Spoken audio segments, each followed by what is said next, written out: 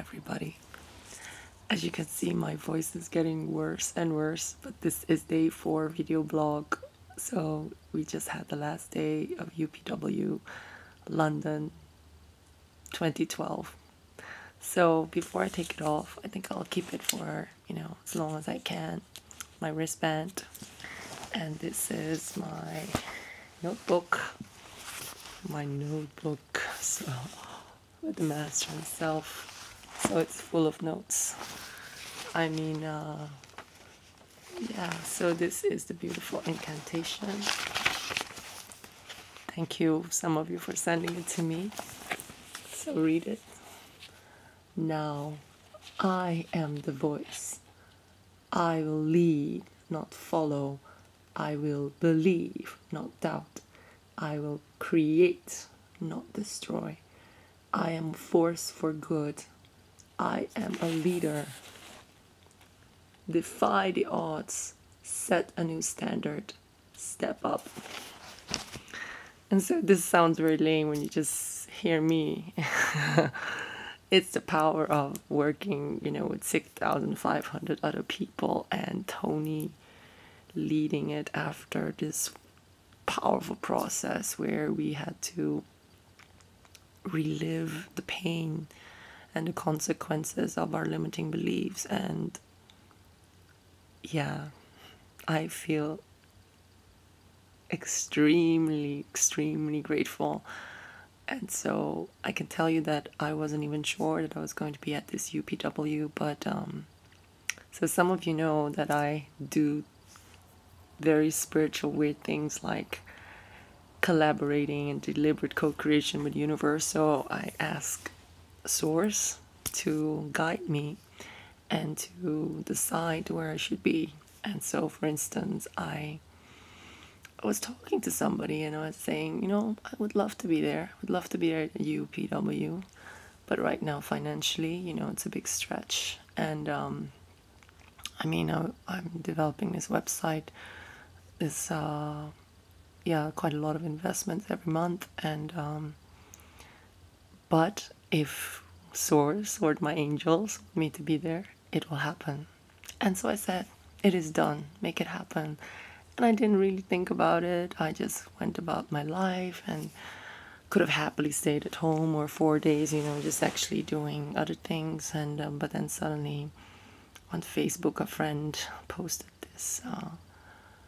this post about having tickets and that I was able to pay it in installments. And then I thought, it's a no-brainer.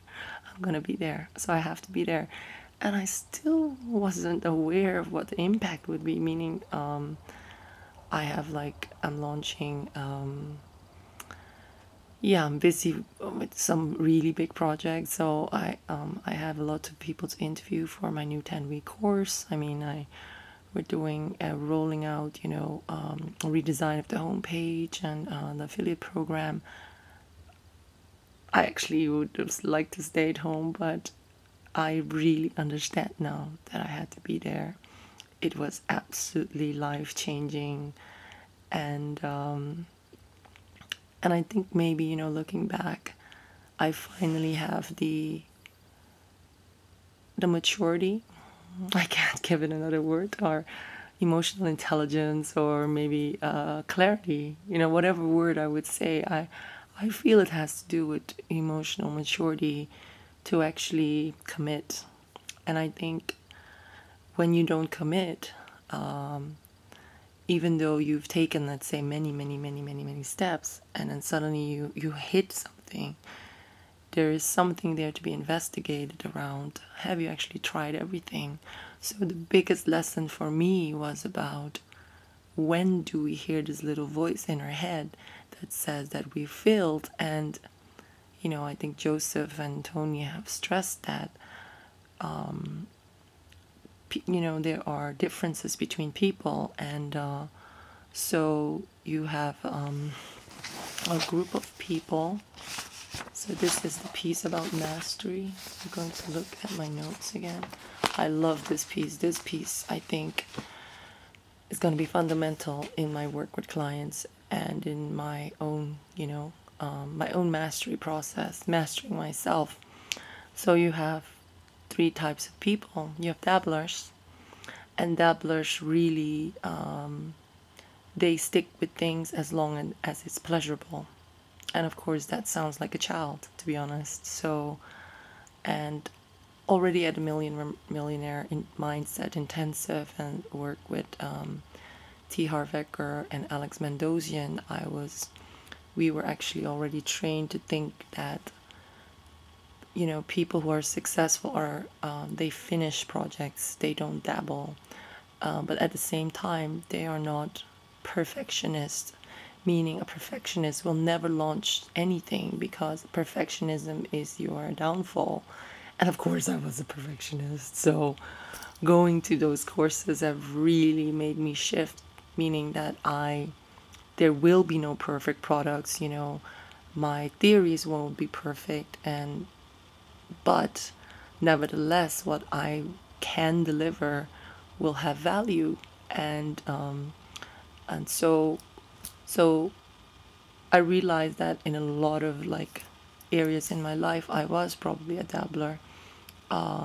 But the fundamental piece was, I think, over the 4 days became clear to me that it's not about instant reward. I mean, instant gratification is something that I think we tend to have this illusion about instant gratification and instant reward, and dabblers tend to expect instant reward, and that's not the way it is. And so what it will be about is about mastery. And I mean, I use that word sometimes for people, but now I understand that I have to apply it for myself, and that, you know, anybody that will work with me and who wants to you know, make progress and grow and continue to grow and not be like what is it, demotivated or depressed with every little, you know, little thing that doesn't go the way they want.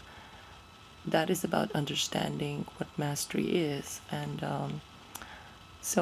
this was Tony like teaching us that there will be plateaus in life. You know, the learning curves that we have can be really high or very steep, very quick, but then we will hit a plateau. But we always need to know that a dabbler is not a master, because the dabbler quits when they hit a plateau and then they blame the activity. And gosh, haven't all of us been there?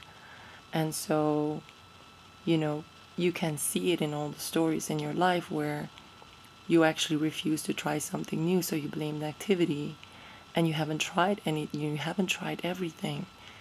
And so an achiever, on the other hand, when they hit a plateau, they fight like crazy, whereas a master expects plateaus and knows how to manage themselves and how to learn from masters, people who have done what they want to do. And also masters know that it takes time to practice and to become a master. Again, it's constant repetition and constant commitment every day to being outstanding, and outstanding is not the same as good. So yeah, I mean,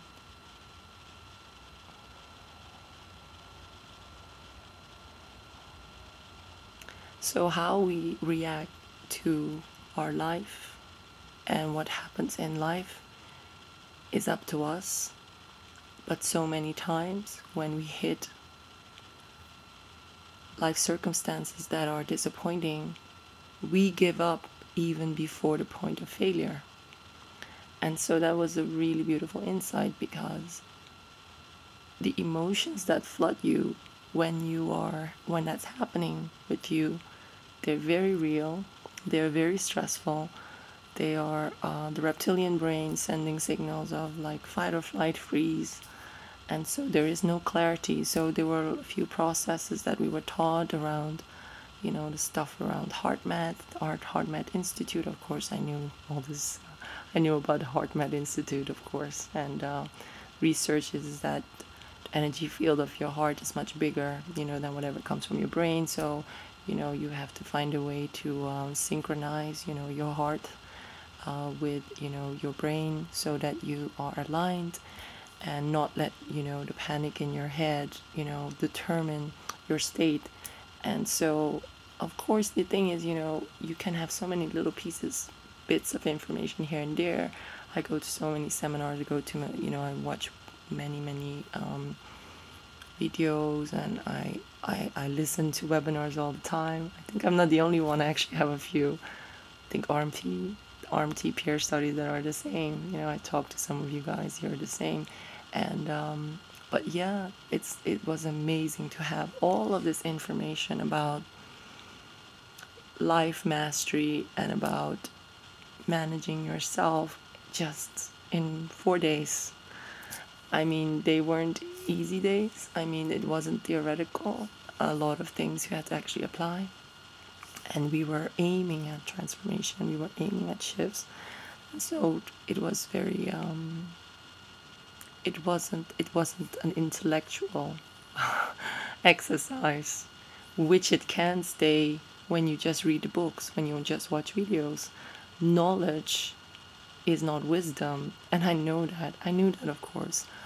But the work that we did in these 4 days in groups were about changing, your physiology, which changes, your neurochemistry, your biochemistry, neural pathways. But it was also not just changing; it was changing your habits, changing your addictions, and repetition, locking in new patterns. So it was about finding ways to redirect every time something happens in life. So yeah, what happened today? Yeah, we had a lot of fun. There were 2 very beautiful processes that were about what I would call the future self. And even before I trained with the Robbins Madonna's Institute for Strategic Intervention, in my energy healing work and in my constellations work, I was already working with the future self, and I have seen impact on people when we work with the consciousness of the future self. And even if people are in the biggest crisis, when you bring in what we call the future self, the one that has the answers, the one that is resourceful, people suddenly just like, I wouldn't say that they have hope, because I've learned a very different view on what hope is this weekend. It's not hope, it's faith. It's almost like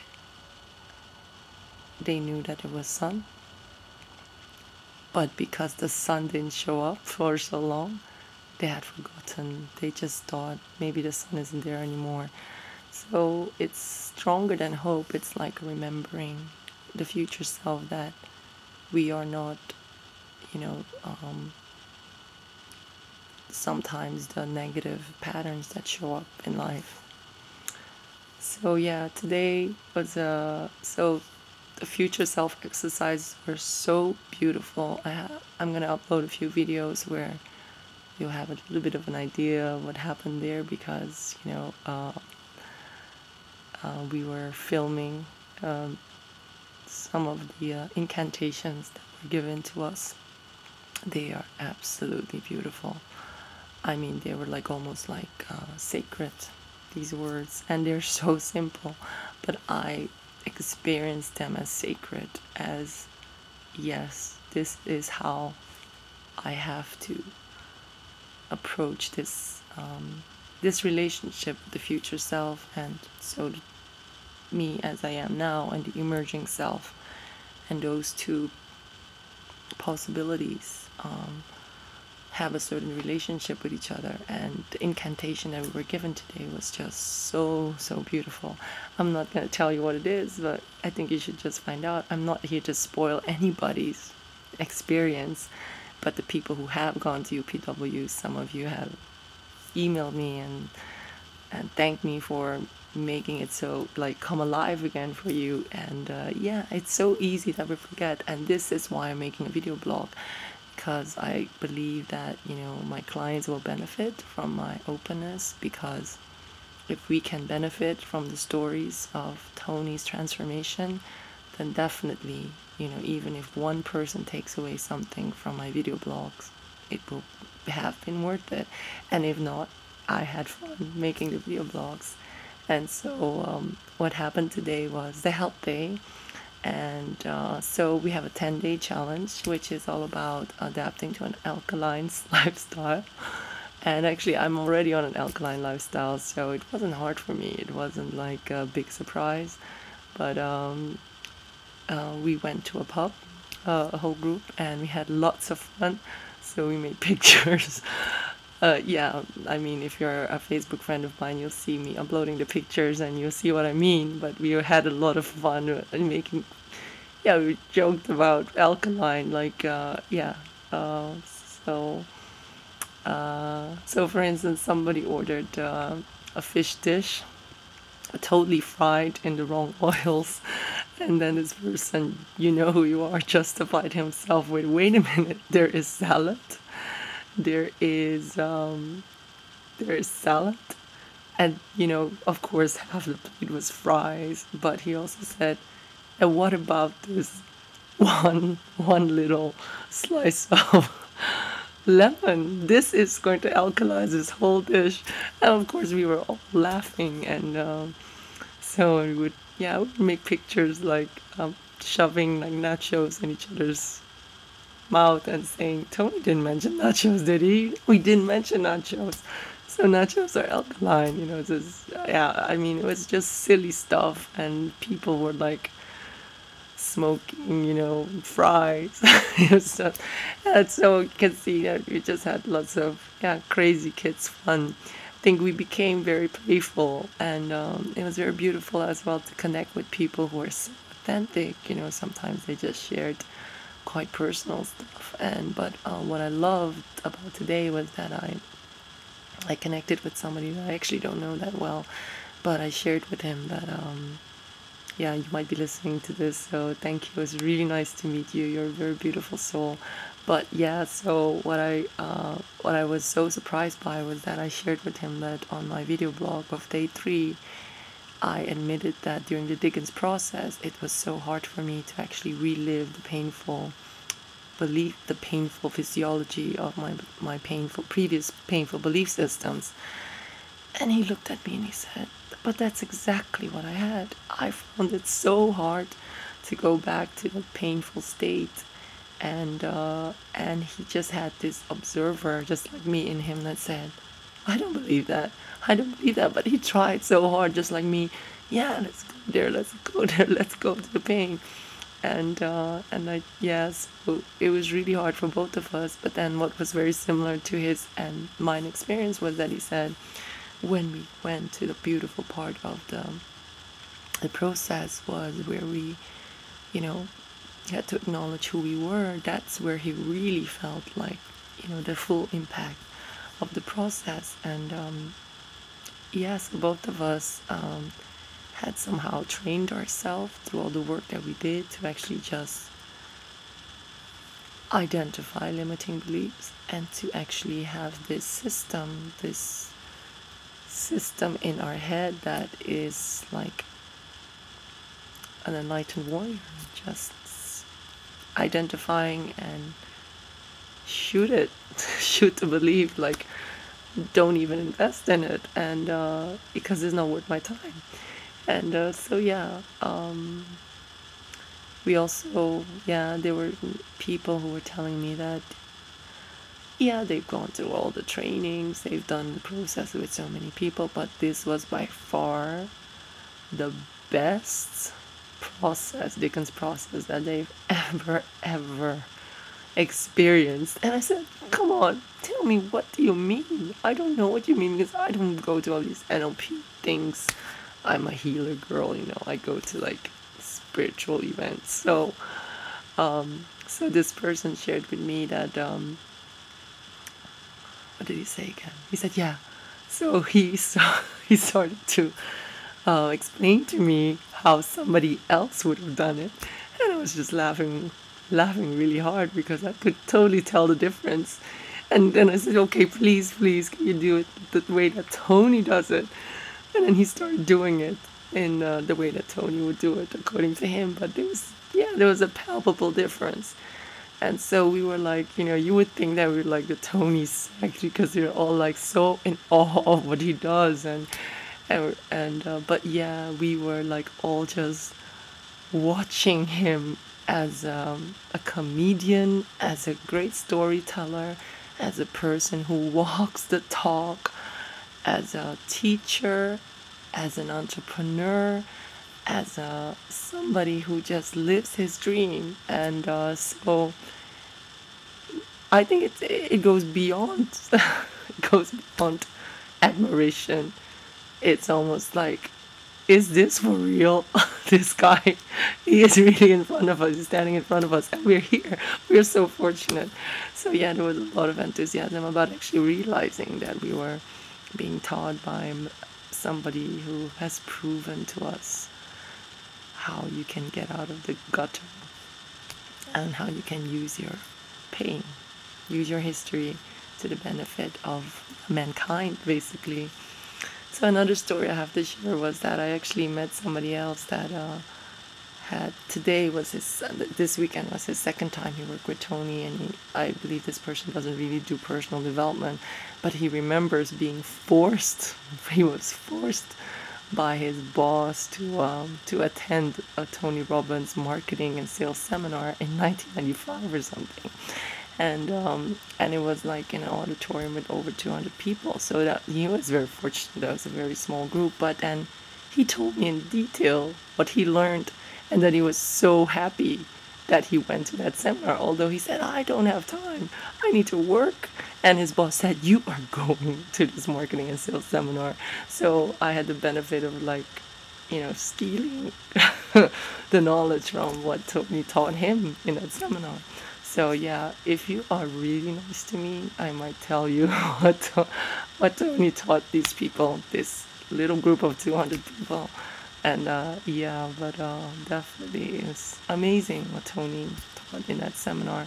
So yeah, of course Joseph McClendon led the processes today, and they're two separate people, but it was very, very powerful. So thank you, Joseph, as well. And yeah, I will be doing the alkaline challenge for 10 days. So I will be doing some video blogs about, what comes up during the 10-day challenge. And I don't know what to add. I can only say that I feel so blessed, and that just tonight I felt that, my commitment to my businesses and my projects, that they have sort of like gone out into the universe, and people have come to me and given me ideas already, or little steps that I could take without me even asking it. Like people would suddenly say something to me and I thought, wow, I could use that. Or somebody would say, do you want this? I can give it to you. And I was like, wow, maybe it is sometimes as simple as you have to commit to something, and then suddenly it is there, the little stepping stones for getting there will be there. And so if you haven't gone to UPW, you might think that there is a good excuse not to go, and that it's maybe a lot of money. But I can tell you, if you want to go there, it is worth more than whatever you're going to pay. It is worth much more than that. So whatever you're going to pay and whatever you can afford, it's, they could probably ask more money for it. That's all I'm saying. Because the people that you're going to meet, the experience that you're going to have, and the person that you're going to become, the visions that will become clear to you about what's possible and how you've been holding yourself back, that's just more than money can buy. It's priceless. Not referring to a certain ad. But yeah, thank you so much for all your kind words, especially my RMT buddies. And you're all beautiful people. You're all inspire me, and I'm so proud to be part of this community. And yeah, I love you. I thank you. I appreciate you, and of course, myself too. Bye bye.